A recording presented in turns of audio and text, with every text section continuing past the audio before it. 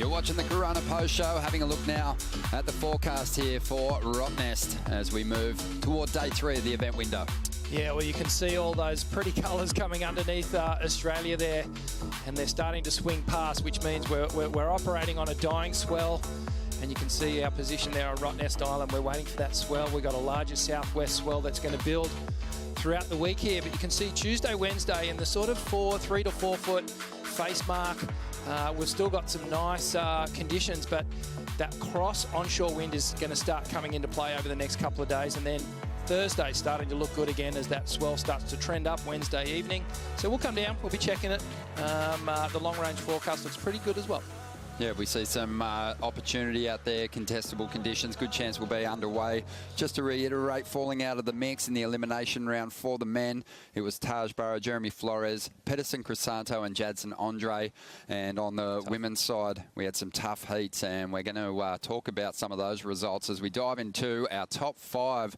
And coming in at number 5, Kyle Belly. Didn't he look sharp today? He did. He looked really good. He was just back to that real quick, lightning fast form that we're used to seeing from him.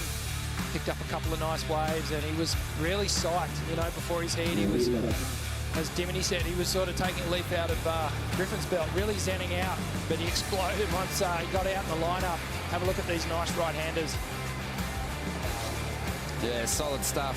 He got the jump on Stuart Kennedy, who made his return to the championship tour, and that meant we said goodbye to Pedersen Crisanto, but Kayo's one of those guys that looks right at home here in the West. Performed great down at Margaret River Dimity, and that was a solid performance from him. Jacob Wilcox, though, at number 4. Oh, Jacob Wilcox is so exciting to watch, and he's just got that WA flair. He knows these spots, and he's looking like he's meant to be on tour with that surfing. In marginal conditions, Rich, this guy can lay it down. He can get it done at the QS level, but proving that he's got his CT chops as well. Mate, he actually came over to the East Coast for a long time just to get primed for the QS conditions. A little bit smaller, getting that small wave whip just really perfected.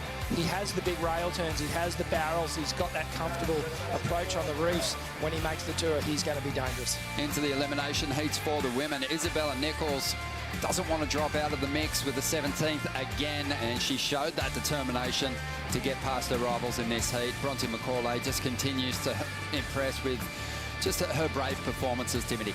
Yeah, it was really cool to see the girls going right today, and we just got to see them open up, and Isabella's got that really tight snap, and so does Bronte, a really deep bottom turn, so those two really opened up and let loose.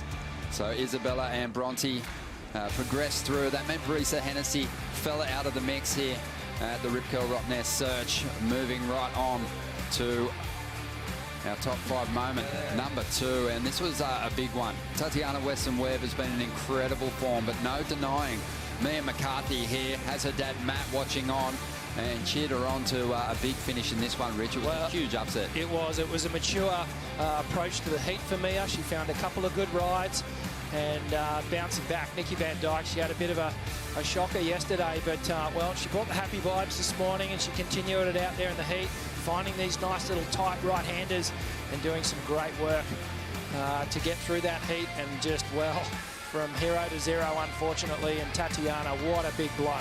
Not denying what has been an incredible run for Tatiana, though. Still going to be sitting well and truly in the top 5 when she leaves Australia, no matter what unfolds. But getting into our number 1 moment today, Jeremy Flores went into his elimination round heat with a real strategy to get himself on the set waves, Dimity, and it was all working out fine for a while. Yeah, and then Liam O'Brien just, he finally got some good waves, and having Maddie in the heat, it was a pretty intense ending with Jeremy, you know, thinking that Liam might have blocked him, but I think Liam just respects Jeremy so much as a fierce competitor that he didn't want to let Jeremy have any chance at a big left. Yeah, it was an interesting heat there. The youngster, not even on the tour, he copped an earful from the veteran.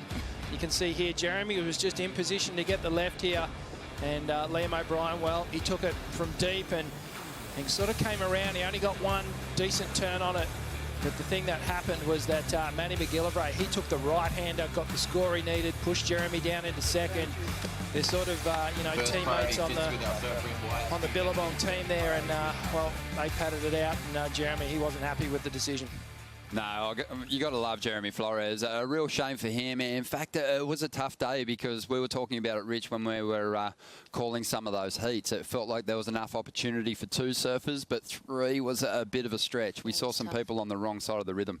Yeah, and Jeremy did have a strategy in that heat. He was going to focus on the bigger lefts, get that backhand wound up, and just got one wave short, unfortunately. And well, strategy came into play. The Grommets, they used the rules to their advantage, and unfortunately didn't sit well with Jezza. Now we can focus on some of the big matchups to come in the round of 32. Heat number 5, we'll see Felipe Toledo up against the young gun, Dimity Liam O'Brien. How do you like Liam's chances? Liam O'Brien is actually one of my favourite surfers. He's got the best style, and he's just got that Gold Coast point break, beautiful style. I'd love to see him open up, and we haven't quite seen his best yet, so hopefully next week.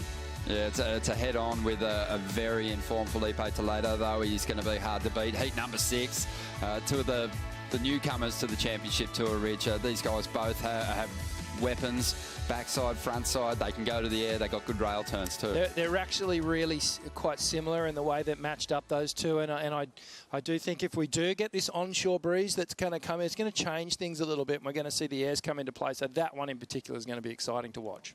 Heat 3, the round of 16. Stephanie Gilmore will take on Nikki Van Dijk, and that is going to be a lot of fun to watch because surfers like Nikki are chasing huge results here. So we'll see how she fares. Check out all the matchups at worldsurfleague.com. Tune in bright and early to see what the call is and enjoy the highlights from today.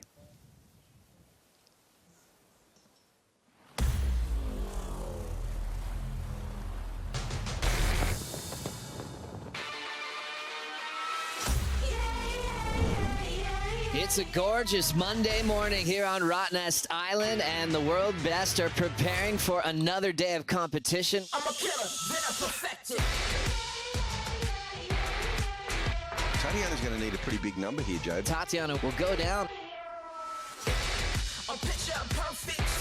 Believe me, I'm worth it. 3 huge names all vying for a place in the round of 32. Under the surface, yeah. Did you notice? Am I the one you expected? Killer, then I perfected. Better believe that I bite. They say I was born for the Jeremy fight. Flores holding on to second position, but McGillivray is going to put up a solid score. Just flaring that one out of the lip. Flores, a 33rd here. You lose your composure. Got venom like I told you. Red hot sting, I'm your poison. No cure, no avoiding. Cut through all your noising. Better stop all your stalling. GG, thanks for playing. Somehow I don't think I'll be staying. I'm the queen bee, you're a joker. I guess it's time I take over. This copyrighted event broadcast is produced by the World Surf League for broadcast around the world and may not be retransmitted, reproduced, rebroadcast, or otherwise distributed or used in any form without the written consent of the World Surf League.